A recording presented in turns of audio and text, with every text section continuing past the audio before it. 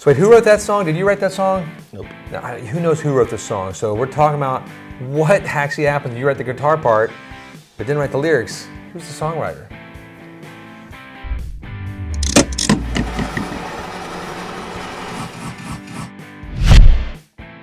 Hey, it's me, Baxter. And me, Jonathan. Casino Guitars coming at you slightly hard and sort of fast. Soft. Soft. And Sideways? sure. That's what we do. It's nice seeing you again, man. Yeah, It's been a busy few weeks. It's been busy. Yeah, like those guys from the Boutique Guitar Showcase were here. But anyway, let's get into the song. This sort of popped up into our minds because all the controversy has been happening with a few of these like big songs. Yes. But let's just say you have the song you wrote. Yep. It's sort of sitting in the dustbin and we're not really doing anything with it.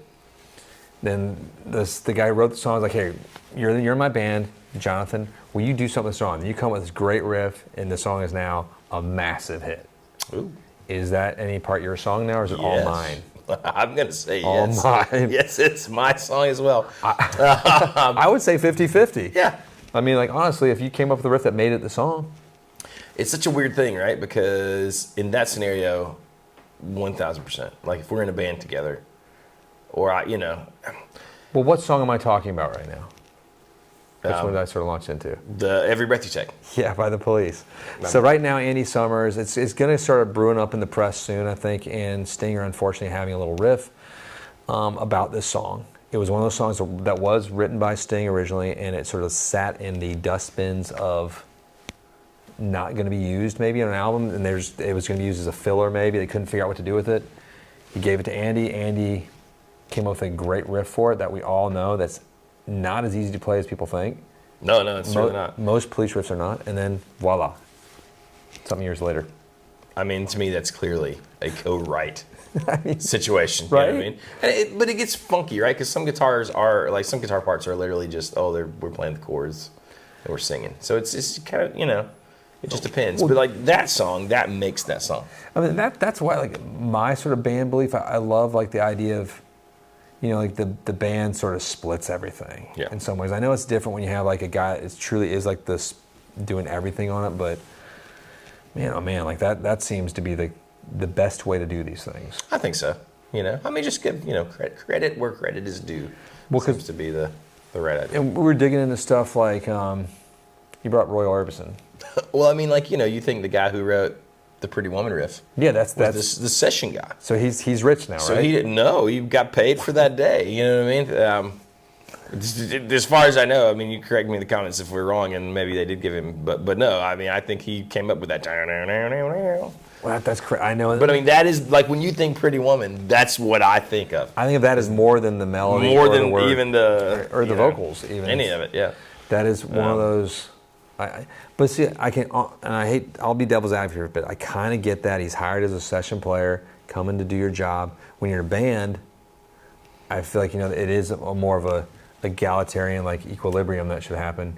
Great movie with Christian Bale if you haven't seen it. Equilibrium. Side note, it's kind of like Matrix, Gung Fu, prequel to John Wick type of styling. It's a little corny and dated in some ways, but it's still a fun, really cool movie, and Christian Bale kicks tail in it. I think it was pre-Batman. I can't recall. Anyway. but I mean, like in that situation, right? Like where you come in and you're the session guy and you're getting master rate. Your job is to come up with something cool to help the song. So yeah, I totally. I mean, I still think it's wild, but that's the agreement beforehand. And I get it. Anecdotally heard of times where like maybe a session player like rearranged a song or wrote a bridge, or maybe the riff was just so crazy that out of like just equity, they were like, okay, here's a few points for the song going forward. But I think that's really rare. Yeah. Well, and that's like, I was thinking like Brent Mason should get those for all the Alan Jackson stuff he did. Well, but we were talking about that, and I was thinking about that, right? Like Chattahoochee is that's a really iconic riff. But apparently, they gave him direction on, hey, what you're playing, play half of this, and now do this, and that's it, right? So like, and he did it. Okay. You know what I mean? I don't know. But to me, those are all totally different than, hey, I wrote with my band, The Police, the riff for this song. Right. It'd be the same with like Led Zeppelin or something, I feel like. Here's another great example, right? Oh, we talked about this before. So Boys of Summer. People think about, oh, Don Henley wrote this Yes, great Don song. Henley's greatest song ever written. But before he wrote any of it, Mike Campbell from Tom Petty's band wrote all the music stuff. Tom Petty passed on it. So he brings the music to Don Henley. Don Henley writes the words. They're equal writers, on that thing. Correct. Which is what it should be, right? 100%. To me, it's even stronger case for everybody. Well, and the reason this comes up too, because there's so much money involved. This is like Every Breath You Take. This was in the glory days of when songs made a ton of money. It's not like today, when like Today you're arguing over $50. pennies. Like when your song hits platinum and streaming or something, it's like, all right, cool. That's like it's nothing. If you hit platinum back in the old days, or diamond, and that song is iconic. Dude, I saw a thing the other day where this guy, it was some Instagram page, where his friends had written or I don't remember if it was written or co-written a song with Taylor Swift. It was on one of her last albums. And it was $900 that they got to split.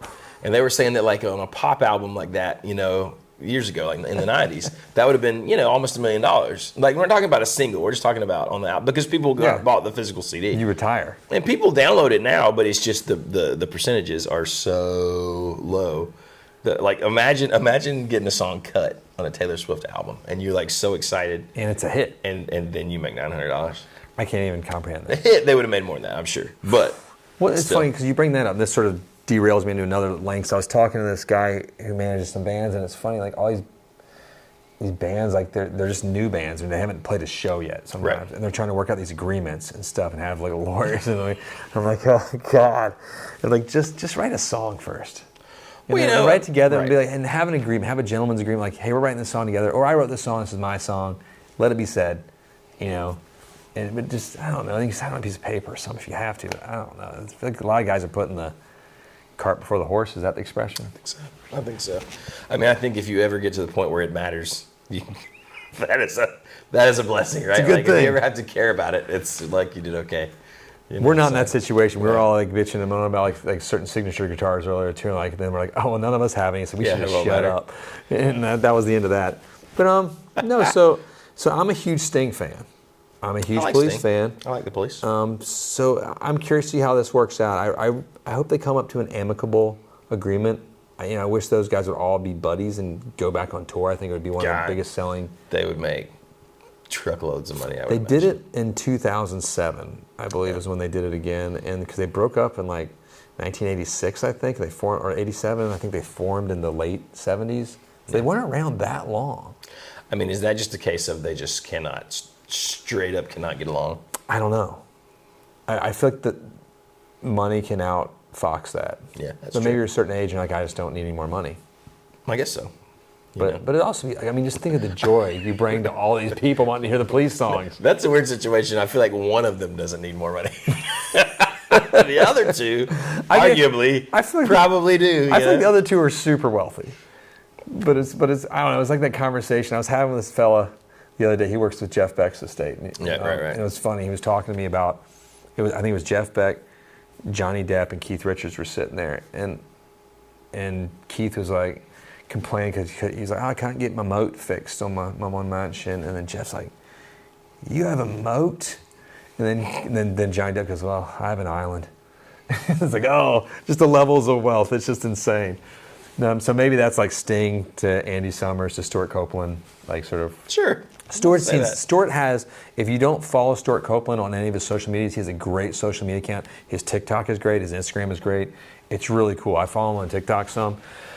I don't even know if I follow him. He just pops up in my feed, but I really enjoy his content. That's cool. And he's really lighthearted, and he's sort of breaking down the iconic beats of the Police, like from the dude who did it. And he did some really cool stuff, you know. And he shows some of the tricks. He's like, oh, this one we like actually tracked me hitting this tom afterwards. And I was like, you son of a gun. He's not, and there's people out there learning how to play it. But yeah, That's cool to follow him. That makes me think of, have you seen, and this is slightly off topic, but not really, have you seen that Vernon Reid is on this campaign to get musicians who should have bigger like social media followings, No, it's like awesome. iconic people, like to get people to flood in. Can you help us, and follow Vernon? them? please. We don't matter. We didn't do anything historically, but I just think it's really cool. He's looking at older bands and like people who are icons, but no one follows them on X. That's awesome. Vernon Twitter, Reid's whatever. amazing. I've always I think loved that's Vernon. Really cool. I kind of have a soft spot for Vernon Reid as So well. let's wrap it up. Let's hats off to you songwriters out there, you future aspiring writers and the bards. And God bless Sting and Stuart Copeland and Andy Summers. I hope this works out well-ish. Don't forget to write cool guitar parts. And click like and subscribe along the way. Hit the bell. And just have a merry, jolly good day, and peace, as always, Yes. be with you. Yes.